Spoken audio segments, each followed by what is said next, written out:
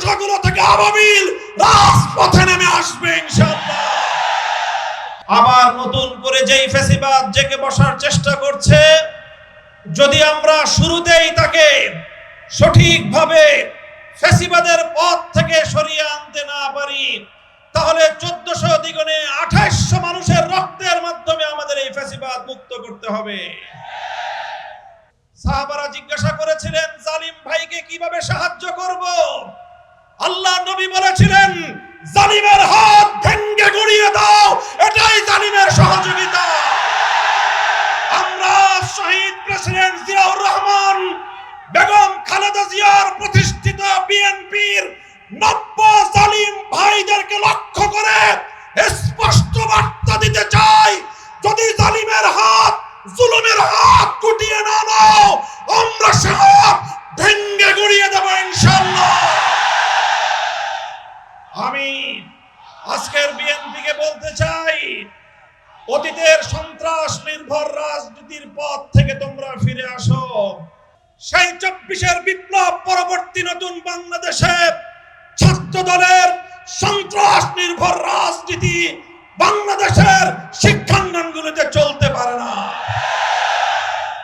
আমি আমার বিশেষ করে কওমি অঙ্গনের ছাত্র জনতার একটি কথা স্মরণ করিয়ে বলতে চাই, 24-এর বিপ্লবে যখন আমাদের বাংলাদেশের মাদ্রাসাগুলো থেকে আবাবিল পাখির মতো ঝাঁকে ঝাঁকে ছাত্ররা নেমে এসেছিল, সেদিন সাংবাদিকরা তাদেরকে প্রশ্ন করেছিল, তোমরা কেন এসেছো?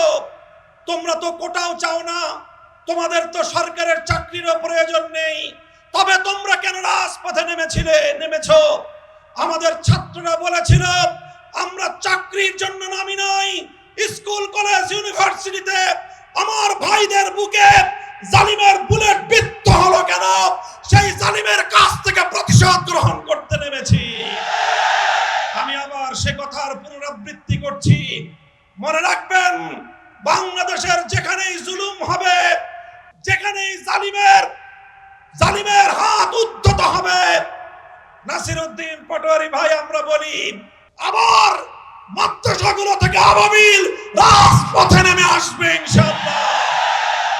আখেরি পয়গাম, গণভোটের রায় দিয়েছে 70% জনগণ। এই গণভোটের রায় যদি কার্যকর না করা হয়, মনে রাখবেন, এই গণভোটের রায় আমরা পেয়েছি 1500 শহীদের রক্তের বিনিময়ে।